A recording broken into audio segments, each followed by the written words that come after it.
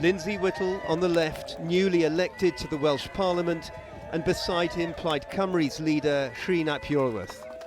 The Welsh nationalists' overnight victory here in Caerphilly decisive and thunderous in the context of Welsh politics. Come on, Lindsay! Wow, what a day, what a day. Yesterday, the people of Caerphilly created their own history. Because now I believe the world is watching Wales and watching an emerging nation start to control our lives again. It's a historic result for Plaid Cymru, one of the big victories in the history of our party. But it's massively historic in terms of the journey that Wales is on as a nation. Caerphilly, 100 years a Labour stronghold, no longer. Therefore, I give public notice that Lindsay Whittle is duly elected as the member of the Senedd for Caerphilly constituency. Early on, this contest had been seen as a two-horse race between Plaid Cymru's Lindsay Whittle and Reform UK's candidate Keir Powell. Reform had high hopes here. Nigel Farage said that they would throw everything at this by-election, and certainly the opinion polls had seemed favourable. Morning. How are we doing? All right. Perhaps they thought it would be closer. So much focus had Reform placed on mobilising for this campaign. But with 36% of the vote here, a huge breakthrough at next May's Welsh Parliament elections still seems likely. We came close. We decimated the Labour vote. We increased our vote share massively. We won council wards across the constituency. And yes, it's disappointing for me as the candidate, but look at the gains we've made here tonight. I'm very excited about the momentum Reform is building. Tunnicliffe Richard, Welsh Labour, 3713.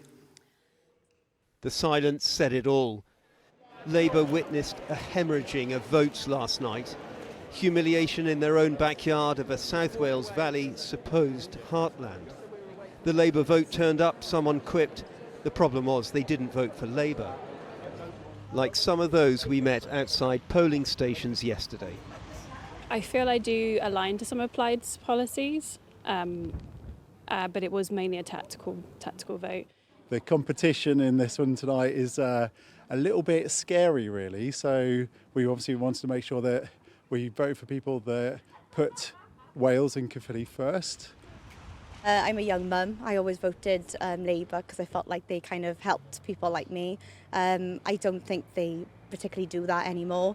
I think the Reform is going to look after their own, which is what we are, and that's what I'm for. So I'm Reform this time, but I was previously Labour.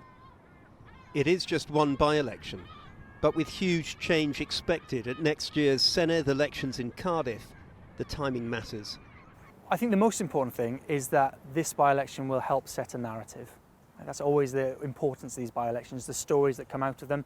And if the story is a two-horse race between Plaid Cymru and Reform, that has all sorts of implications for how people might vote tactically, right? Even though we're heading into a different electoral system. A new electoral system for Wales, one based fully on proportional representation. Labour hopes that change might minimise tactical voting on the scale suspected yesterday, but the party remains in deep trouble.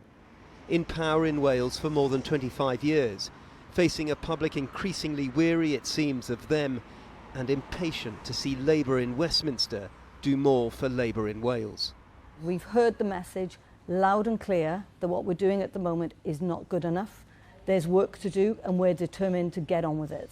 And have you spoken to Keir Starmer yet? I've just spoken to Keir Starmer. He understands that he also has a responsibility to help us out in Wales.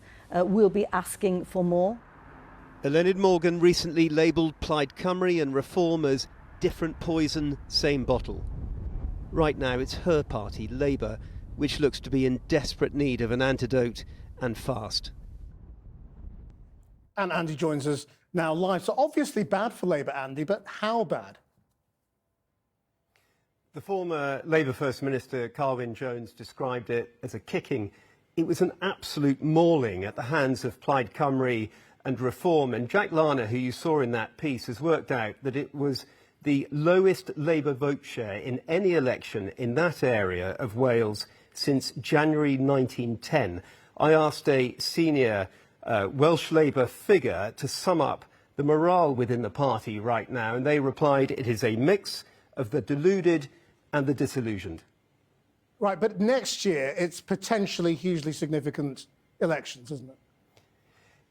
Yes, if there is a fundamental realignment of politics taking shape in Wales right now, and there's plenty to suggest that that might be the case, then we could be looking at a very different Welsh government emerging next May. Labour has always been in control in Wales in the devolved era, but right now it looks stuck as more and more voters appear to be coalescing around Plaid Cymru on the left and Reform on the right.